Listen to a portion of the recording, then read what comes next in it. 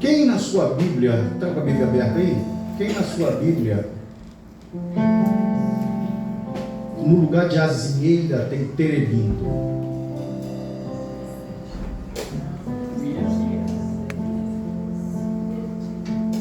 Não tem terebinto? Nenhum de vocês? Ah? A sua? Terebinto. Pois nós vamos falar sobre o terebinto e o carvalho. Na verdade, o terebinto é a azieira. Aleluia. Vamos ler?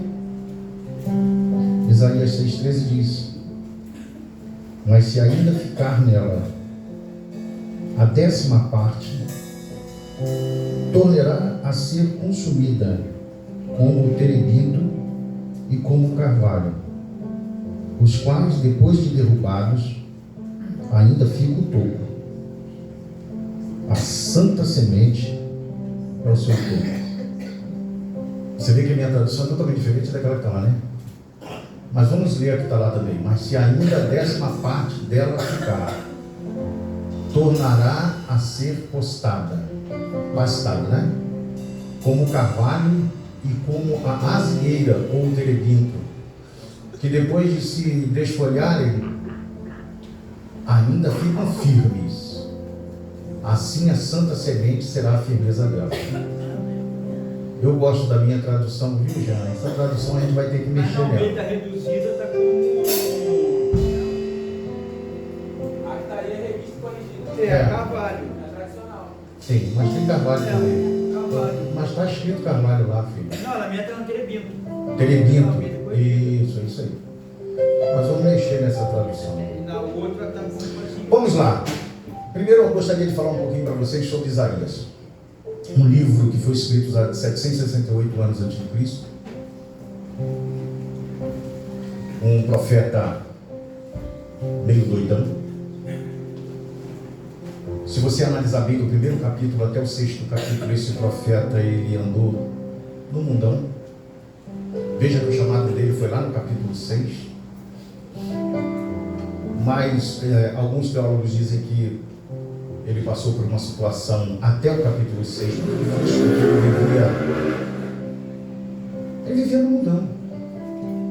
Palácio, filho de Amós, não o profeta, mas primo de Uzias. Ele vivia muito no palácio, porque os seus parentes tinham a ver com o governo. Casado com 2 filhos.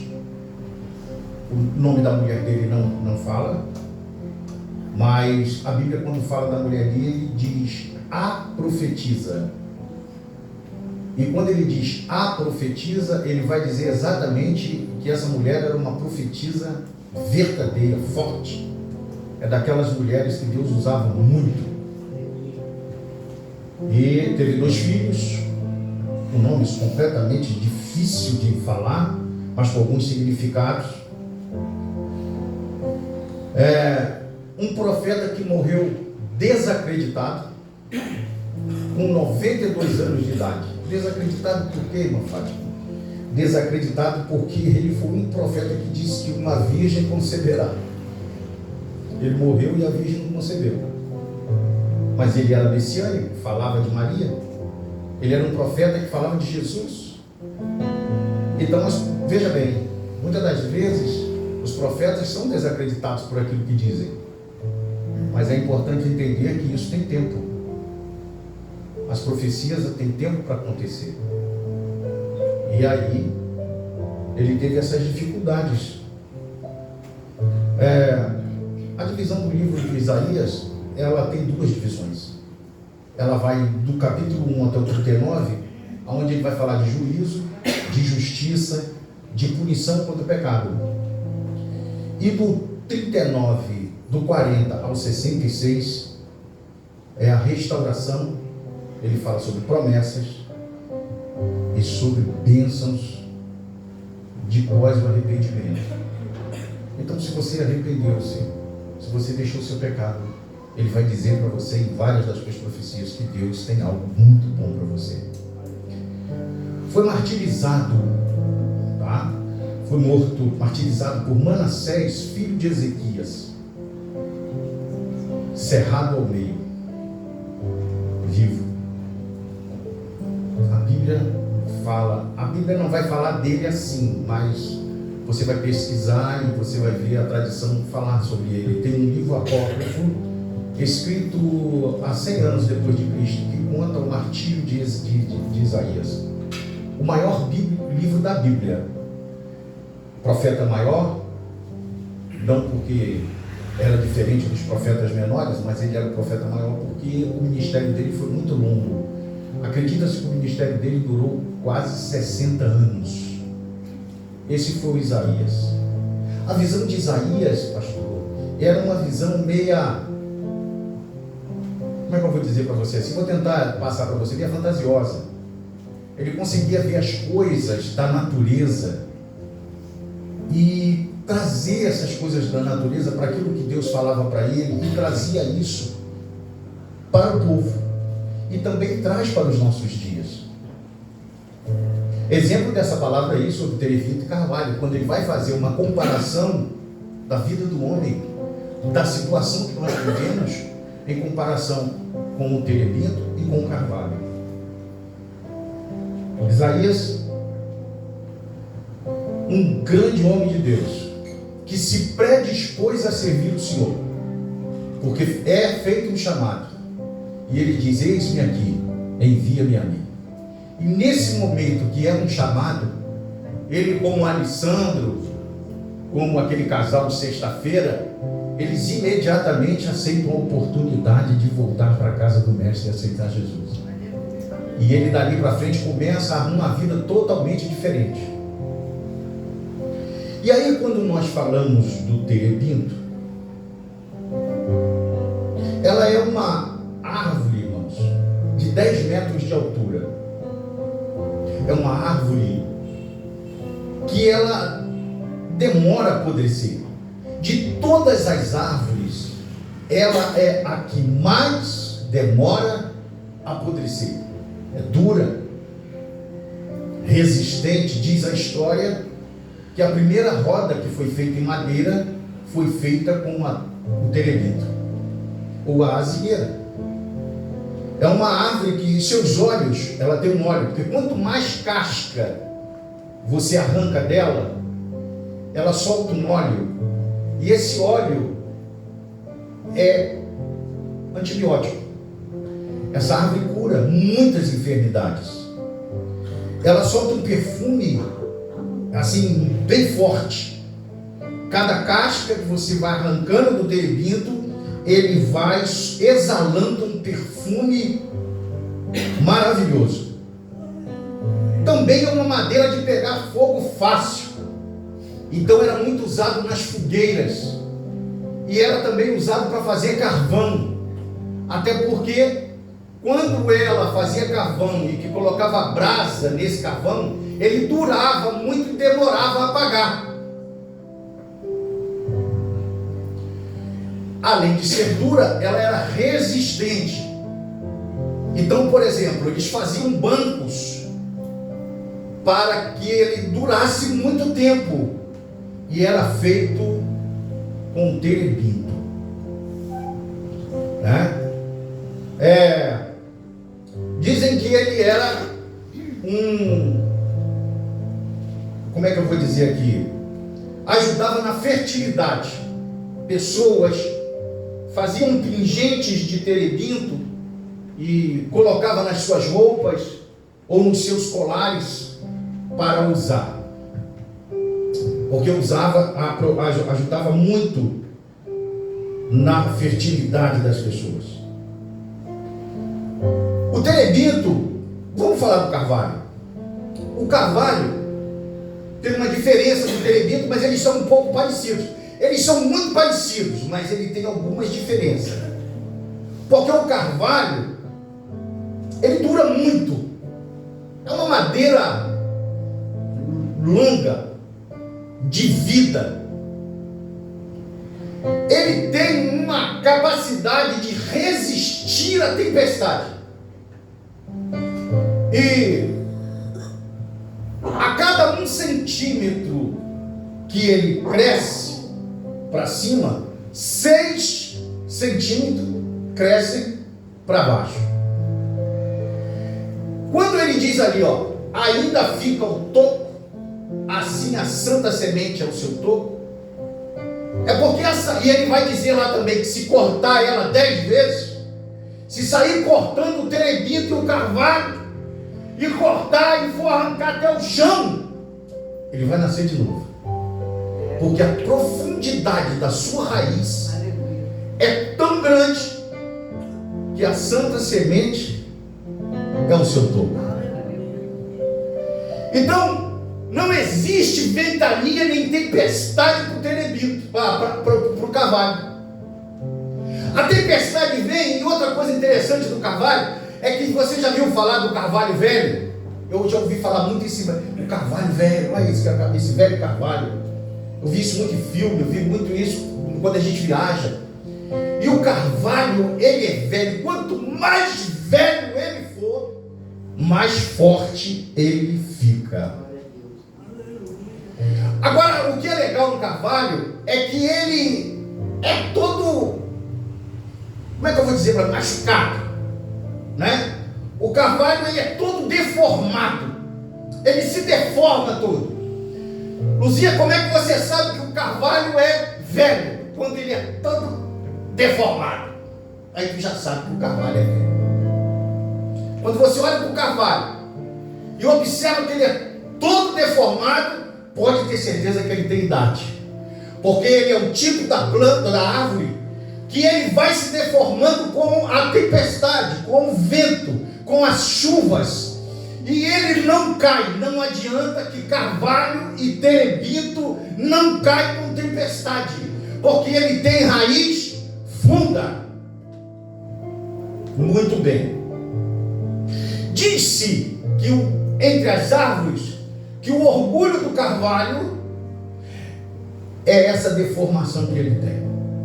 Porque quanto mais velho, mais deformado, mais resistente, mais aguenta e mais suporta. Você pode dizer amém? Muito bem. O carvalho, ele carrega em si, nele, o peso da sua vitória. Isso acontece muito na nossa vida. Muitas das vezes a gente vive e sofre aflições da nossa vida, vem as nossas tempestades, e as vitórias que a gente tem é pelo peso do cansaço, do suportar, da ventania, da tempestade, da deformação, da luta, do dia a dia.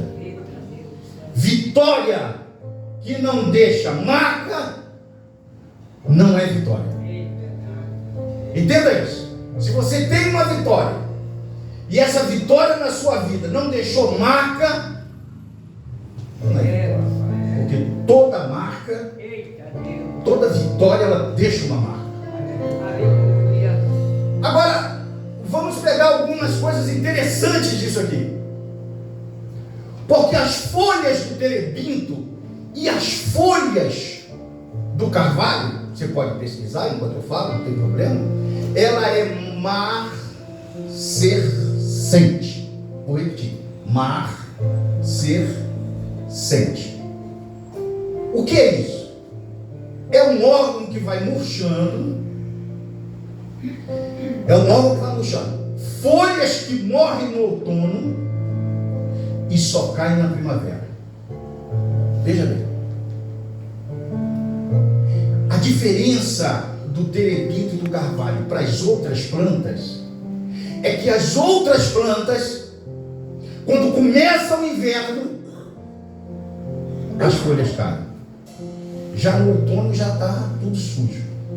Mas quando chega no inverno, não tem mais nada. Quem conhece os Estados Unidos um pouco, sabe muito bem que quando chega o inverno, que é tomado de gelo, não tem nenhuma folha nas árvores. E aí é assim que é. Agora, a diferença do terebinto para as plantas é que quando começa a primavera é que as folhas vão cair. Porque as folhas do carvalho e da... Como é que está lá? Tirou? Não, botou terebito? Botou terebito lá, ó. Conseguiu essa tradução? Então, as folhas do carvalho e da azieira, ou do terebito, elas suportam o inverno. Enquanto que as outras caem tudo, o terebito e o carvalho permanecem inteiro. Glória a Deus, aleluia. Quando começa o inverno, existe uma luta entre o inverno e o terebito e o carvalho.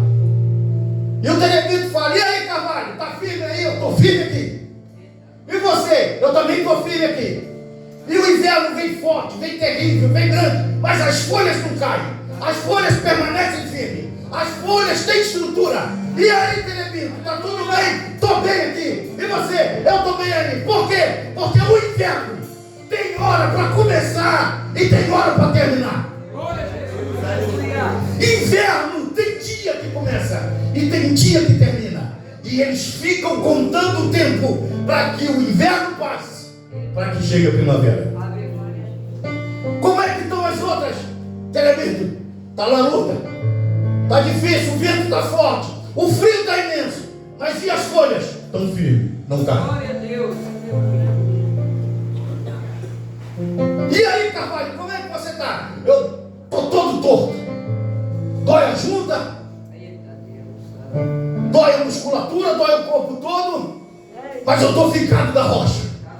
O inverno pode vir, a luta pode vir, a tribulação pode vir, o castigo pode vir, todos os problemas podem vir sobre a minha cabeça, mas eu estou ficado na rocha, e daqui eu não vou cair. Terebito é assim, e o carvalho é assim. Então existe uma luta muito grande entre o terebito, o carvalho e o inverno. Começa o inverno e eles dois já sabem que vão ter que enfrentar uma luta durante quase 3 meses. E a luta não é fácil, porque tem muita gente que quando entra no inverno começa a desistir. Tem muita gente no inverno que começa a parar. Tem muita gente no inverno que começa a achar que não vai dar, que as folhas vão cair, que vai secar. Quantas pessoas a gente ouve dizer que vou parar, vou desistir? Desistir e parar de quê? Quando é que Jesus tem culpa dos nossos problemas? Jesus não tem culpa do nosso problema. Muitas das vezes os problemas somos nós mesmos que cavamos. Então a gente tem que suportar, simples assim.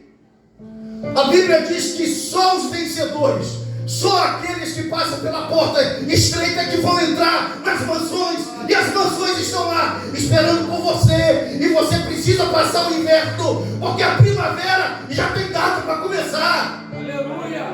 Mas está difícil, pastor, está difícil demais. Ei, somos terebito e somos carvalho. O nosso fruto, que é o fruto do terebito, que também permanece no inverno, ele não vai cair. Glória a Deus, aleluia. Passa no meio do inverno. Meio do inverno, pastor.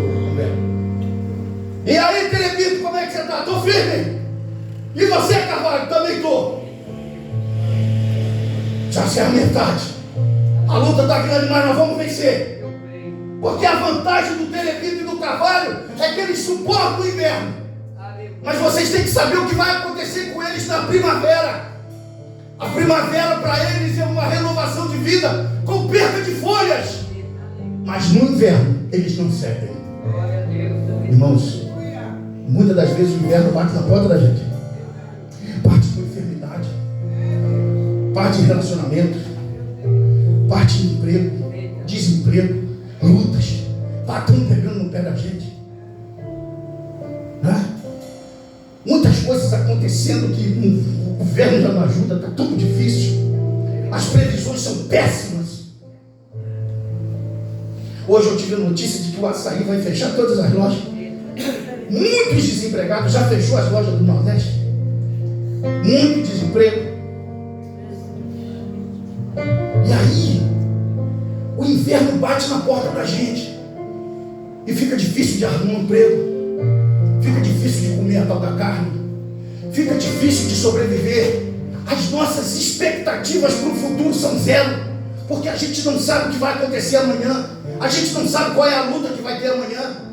A gente não sabe. A gente só sabe que tem que vencer e passar o inverno. A gente só sabe isso. E a gente só confia no Senhor. A gente só crê no Senhor. Porque a gente só tem o Senhor. A gente não tem mais ninguém. A nossa vida é só depender de Cristo. Porque se não for depender de Cristo, não dá, irmãos. Tem hora que eu fico na minha casa, andando para um lado e para o outro, orando, falando alto, ouvindo a água cristã na televisão. E eu conversando com Deus, eu falo: Senhor, o que vai ser do teu povo? O que vai ser da sua igreja? O que vai ser com essa situação tão difícil que nós estamos passando? E aí o Senhor fala no meu coração, muito grande: fica calmo, fica tranquilo, porque é no deserto e é no inverno que eu vou tratar com vocês. Ele aconchega o coração, Ele fortalece a nossa vida. E a palavra que Ele fala comigo é ser fiel, ser fiel. Ser fiel até a morte, ser fiel. Se for morrer por mim, ser fiel. Porque é só um momento. Me lembro do filme de Paulo, quando Lucas chega para aquelas crianças que vão morrer e diz assim: calma, vocês vão passar ali. Só um momentinho. E depois do momentinho vocês vão ver coisas maravilhosas. Quem assistiu o filme de Paulo sabe disso. E Lucas fala para aquelas crianças e depois ele é liberto. E aquele povo que estaria tudo jogado na arena, ele volta para Paulo e fala: eu vi aquele povo tudo sendo jogado na arena. E a única coisa que eu posso dizer para ele é: calma, é só um momentinho. É só um momentinho que ele quis dizer. É só um momentinho de dor. Mas depois vem a alegria para o resto da eternidade. O inverno vai ser pequenininho para vocês, mas a luta ela é grande, mas a vitória é nossa, pelo sangue de Jesus. Eu aprendi na igreja que toda vitória tem que ser com uma luta. E a gente não pode deixar de lutar. A gente tem que continuar guerreando. Uns pelos outros e outros pelos uns. Eu diria que nós aqui deveríamos usar o exemplo dos 3 mosqueteiros. Porque um lema que combina conosco. Porque é um por todos e todos por um. Quem pode dizer amém? Então, quando chega o final do inverno, é o início da primavera. E o interessante é que no momento que a primavera vai chegando, alguma coisa dentro do interior do terebinto e do carvalho começa a aquecer o coração deles. A árvore começa a sentir que alguma coisa vai acontecer, porque é uma metamorfose, é a natureza. Eles sabem que eles resistiram todo o inverno, uma folha e uma caiu, mas agora as folhas dele vão cair. Mas a folha dos dois vão cair, irmão, sabe por quê? Porque um ciclo vai se começar com novas folhas. Essas caem, a primavera entra e eles renovam as suas frutas. As suas raízes recebem essa notificação da natureza dizendo: é primavera. Então eles sentem as suas raízes se vigorar. E aí é que eu falo assim: quem não tem raiz não vive primavera. Amém? Vou repetir para você. Quem não tem raiz não vive a primavera. Porque as pessoas que desistem no meio do caminho não conseguem chegar na primavera para a renovação das suas folhas. Tem gente que tem que deixar de ser cigano. Né? O crente cigano. É o crente que muda de emprego também, o cigano de emprego. Não para no emprego, está sempre mudando. É o cigano de igreja, que não para na igreja, está sempre mudando. É o cigano de cidade, aqueles que não param, muda para aqui, daqui a pouco muda para lá. Eu já fui assim. Tinha dia que eu saía de manhã, uma vez, vou contar um fato real. Claro, tem que ser real. Eu estou chegando no quartel e o rapaz disse para mim: rapaz, liberou um apartamento perto Lá onde eu moro. Eu falei, onde é? Jardim América. Que legal, é ali naquela principal, um apartamento grandão com vaga na garagem. Eu falei, quanto é? Tanto. Eu falei, posso mudar? Ele, pode. Amanhã? Pode. Peguei o telefone, liguei para casa. Eu não tinha isso, né? Peguei o telefone, liguei para casa e disse, prepara tudo que nós estamos mudando amanhã. Onde eu morava? Lá no Lar Rubicão. Nós vamos mudar amanhã. Que isso? É uma oportunidade que apareceu, eu não posso perder. Amanhã nós estamos mudando.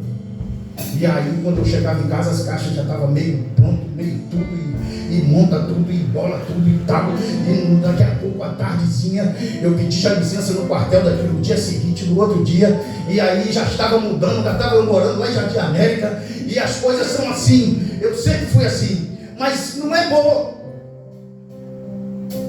Não é bom porque toda vez que você faz uma mudança, estraga alguma coisa. Quando você já arrasta o móvel de lugar, já estraga. Quando você vai fazer uma mudança, que vai subir a escada, o espelho cai e quebrou. O armário bateu na quina, arranhou. A geladeira também arranhou. E quando você vai ligar e virou a geladeira errado, o gás, tem que esperar. Toda mudança também traz dificuldade, porque coisa nova traz dificuldade. As pessoas, quando encontram o novo, têm medo. Não podemos ter medo do novo. O novo não nos traz medo. O novo, ou nós nos aperfeiçoamos, temos que nos aperfeiçoar a ele. Agora, que marca a gente tem para suportar a nossa vitória? Veja bem uma coisa. Apóstolo Paulo passou um tempo da vida dele e ele falou assim, meu Deus, esse cara não sou eu. Quem era eu? Eu trabalhava no templo, era escritor do templo, sacerdote ali, não sacerdote, mas ele servia ao templo, andava no meio dos governantes, homem bem alinhado, com uma cultura alta, um homem, né? E agora o tempo passou, algumas chibatadas ele tomou na vida, algumas marcas ficaram no seu corpo, o rosto já abatido, cheio de ruga, sofrido pelas aflições da vida. E ele disse, esse cara não sou eu. Esse cara não sou eu. Eu era uma outra pessoa. Aí ele para pensar um pouco, Alessandro, e vai dizer assim, já sei. Essas são as marcas de Cristo. Porque eu trago no meu coração as marcas do meu Senhor. Irmãos, a vida da gente é cheia de marcas. O Paulo em Romanos capítulo 9, ele vai dizer, pois tem para mim a necessidade de nós entendermos que foi presente não antes de comparar com a glória que ainda deve ser revelada. Só possível. Isso é um livro, né? Repete. Tem para mim que as aflições do tempo presente não hão de se comparar com a glória que em nós deve ser revelada. Glória a Deus. Entendeu? Esse tempo que você está vivendo, o inverno que você está vivendo, a luta que você está vivendo, não há de se comparar ao que vai ser revelado para nós, irmãos. O que é necessário é nós encararmos a nossa luta, viver a nossa luta, viver o nosso inverno e esperar que a nossa primavera vai começar. E ninguém cai, ninguém morre quando está em Cristo Jesus e quando é um terebinto e quando é um carvalho. Precisamos ser carvalho, precisamos ser terebitos, precisamos ser fortes para suportar os ventos. Mas eu já estou velho, quanto mais velho melhor. Mas eu estou todo deformado. É a prova de que você resistiu, de que você venceu. Aleluia. Quanto mais velho, melhor. Eita glória. E o terebinto, irmã Carol, todas as vezes ele é cortado, tirado das suas cascas para fazer remédio, para curar pessoas, para tirar os seus olhos, para exalar um perfume, mas para não morrer no inverno, porque ele tem que se recuperar para que no inverno ele consiga sobreviver, para que chegue a primavera. Aí sim, irmão, sabe o que vai acontecer? As folhas vão todas cair. Todas. O inverno vai falar, peraí, todas as folhas caíram, todas as folhas das árvores caíram, e esse carvalho e aquele terebinto não caiu? Glória a Deus. Por que não caiu? Porque a natureza disse para eles que eles têm que resistir ao inverno. E se Deus, Tatiane, diz para a árvore que tem que resistir ao inverno, nós em Cristo Jesus, formados em rocha, precisamos suportar o inverno. Quem pode dizer amém? Eu estava meditando nesse texto e vendo a importância dessas duas árvores na vida da gente. Eu falo, às vezes nós precisamos ser carvalho, às vezes nós precisamos ser azinheira, porque a azinheira tem muitas informações a nos passar, e é isso que Isaías fazia. Isaías olhava as árvores, olhava a mata, olhava e vinha trazendo isso para dentro para nós, para a edificação da nossa vida. É por isso que ele era um profeta diferenciado, mas era um profeta messiânico que falou da vinda de Jesus. E hoje eu quero dizer uma coisa para você. Nós vivemos nessa terra numa luta terrível, irmã Cissa. Cada dia uma luta. Parece que nunca termina, pastor Humberto. Quando pensa que está bem, vem uma outra. Quando pensa que está bem, vem uma outra. Você não cavuca. Às vezes você não cavuca, ela vem. Porque ou é Deus te provando, porque Deus também nos prova para saber como é que está a nossa fé, se nós estamos bem, se nós estamos firmes, se nós estamos estruturados, se existe em nós alguma coisa que pode ao raspar a casca, salta algum perfume. E quantas das vezes abre a nossa casca e a gente está sem perfume nenhum? Porque tudo aquilo que a gente almeja às vezes não acontece conforme a gente quer, mas é conforme Deus quer e não a gente. Ou porque eu mesmo acho de uma maneira diferente daquilo que deveria ser feito e eu passo por algumas consequências por causa disso, porque é eu que cavuco. Ele falou aqui, o que você falou? Pessoa que vem do quartel quer serviço? Soldado que está em quartel quer serviço? Mas o soldado, quando chega no quartel, ele além de chegar cedo, tem que estar com o cabelo cortado, boot limpo, cinto brilhando e na formatura de bom dia.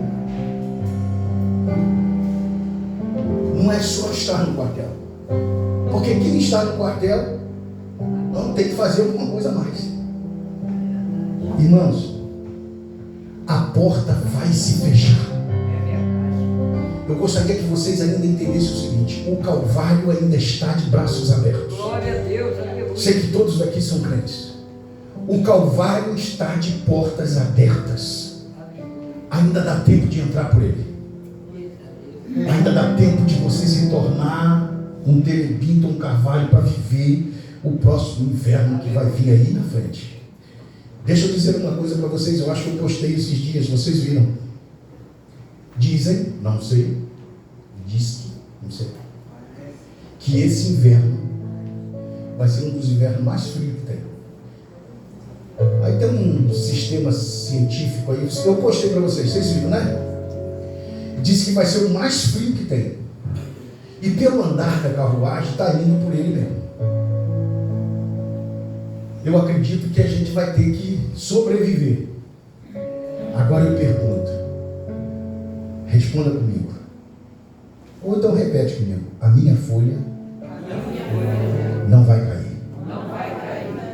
Repete comigo: a minha folha não vai cair. Eu creio. Aleluia. Diz para a tua luta: a minha folha não vai cair. A primavera está chegando. Ela tem data para começar e para terminar. Com glória a Deus e salva de palmas para Jesus. Aleluia, aleluia.